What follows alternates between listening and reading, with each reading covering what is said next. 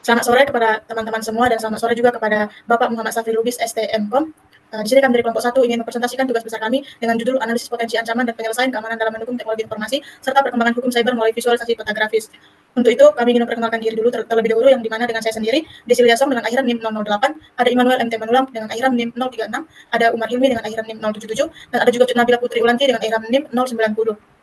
Baik, di sini saya akan menjelaskan mengenai latar belakang dari judul tugas besar kami, yaitu di mana perkembangan teknologi di bidang komputer dewasa ini melanda hampir seluruh belahan dunia yang diakibatkan oleh pertumbuhan ekonomi yang tinggi di dunia dan menyebabkan perkembangan dalam dunia bisnis sudah semakin mengglobal. Atas dasar tersebut, seiring dengan pesatnya perkembangan di bidang teknologi informatika, telah merubah paradigma dengan hadirnya cyberspace yang merupakan imbas dari jaringan komputer global, termasuk di dalamnya jaringan internet.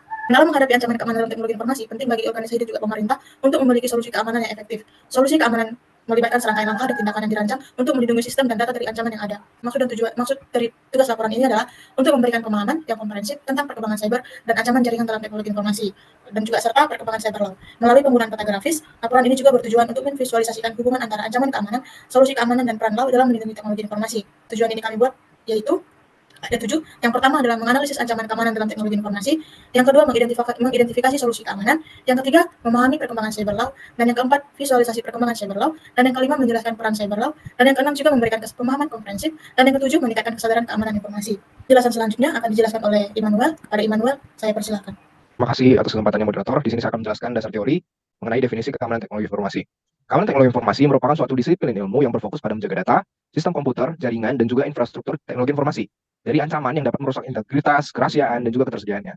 Keamanan teknologi informasi dimaksudkan untuk mencegah serangan, melindungi data sensitif, menjaga kontinuitas bisnis, dan meminimalkan risiko yang terkait dengan penggunaan teknologi.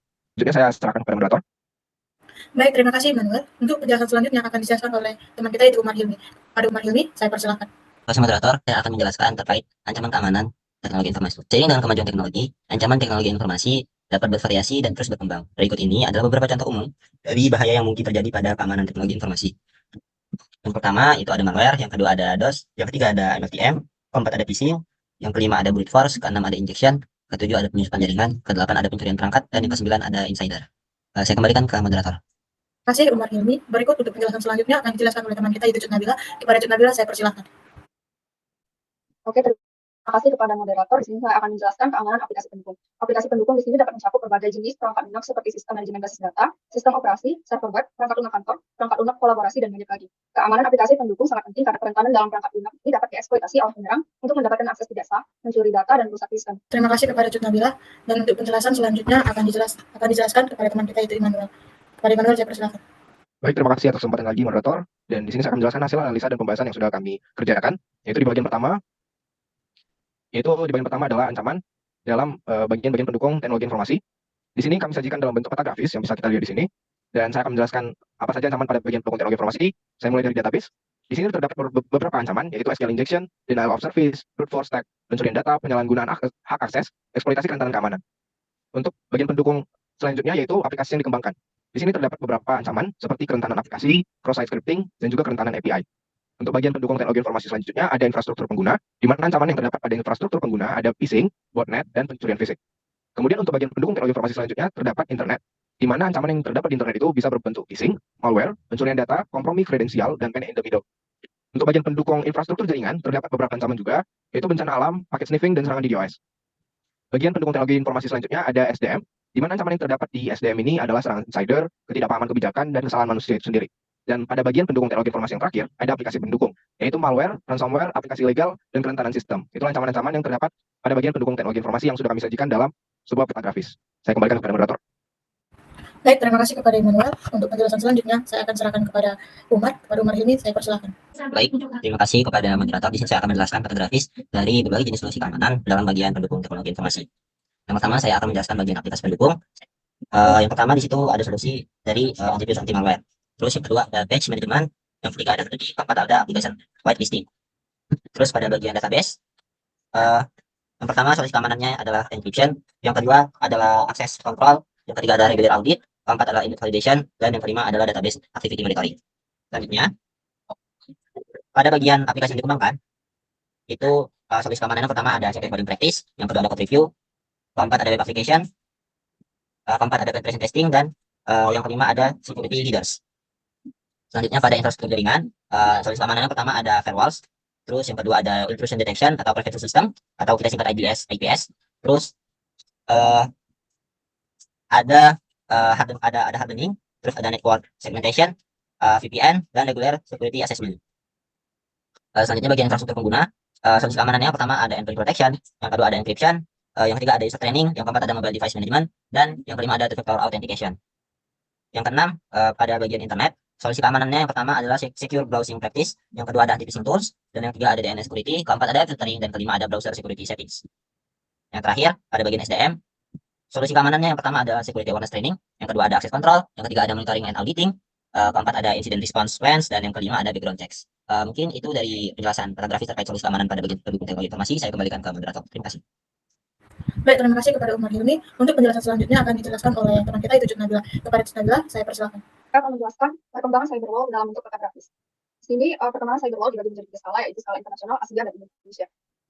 Pada skala internasional terdapat Vienna Convention pada tahun 1961, yaitu melarang tindakan sipil dalam hubungan diplomatik dan menekankan pencarian informasi melalui cara yang sah, dan dilanjutkan pada tahun 1980-an, di mana Eropa dan Amerika Utara mulai menetapkan undang-undang mengkriminalisasi aktivitas berbagai teknologi komputer. Kemudian pada tahun 1990-an, ada negara-negara mulai mengatur kejahatan cyber, seperti akses ilegal, rusakan data, dan penyebaran virus. Dan terdapat beberapa organisasi internasional yang juga menerapkan cyberwall, yaitu salah satunya adalah Organisasi for Economic Cooperation and Development atau OECD, yang dimana pada 1983 sampai 1985 mereka berinisiatif pertama untuk mengatasi penyalahgunaan komputer, dilanjutkan pada tahun 1985 dengan merekomendasikan untuk memasukkan kejahatan komputer ke dalam hukum pidana nasional, dan pada tahun 1986 menerbitkan laporan Computer Related Crime Analysis of Legal Policy. Kemudian organisasi United Nations pada tahun 1990 memonitoring kejahatan terkait komputer melalui UN Congress on the Prevention of Crime and Treatment of Offenders. Kemudian pada organisasi The Group of Eight atau G8 mengidentifikasi ancaman dari serangan sistem komputer dan penggunaan teknologi oleh kejahatan terorganisir dan teroris. Kemudian ada Council of Europe atau COE pada tahun 2001, Konvensi tentang Kejahatan Cyber atau Convention on Cybercrime. Kemudian pada 2018 terdapat regulasi perlindungan data pribadi oleh Uni Eropa menjadi standar global dalam privasi data, yaitu General Data Protection Regulation atau GDPR. Kemudian pada tingkat Asia, kemunculan cyberspace dan tantangan keamanan cyber, negara-negara ASEAN seperti Malaysia, Indonesia, dan Vietnam menjadi target utama serangan cyber karena aktivitas online tinggi dan rendahnya kemampuan keamanan cyber. Yaitu pada China sendiri, mereka menerapkan Law on Guarding State Secret pada tahun 2000 dan 2017, yaitu Cyber Security Law. Kemudian pada Jepang pada tahun 2000 memiliki undang-undang tentang tindak pidana komputer, dan pada tahun 2000 juga memiliki IT Basic Law, yang kemudian perkembangannya dilanjutkan pada tahun 2004, yaitu National Information Security Center atau NISC. Kemudian pada Korea Selatan pada tahun 2001 sendiri memiliki Framework Act on Information Promotion, dan pada tahun 2008 Information and Communication Network Act. Pada Singapura sendiri, yaitu memiliki Infocom Development Authority atau IDA, dan Computer Misuse Act pada tahun 1993, dan pada tahun 2015 Cyber Security Agency of Singapore.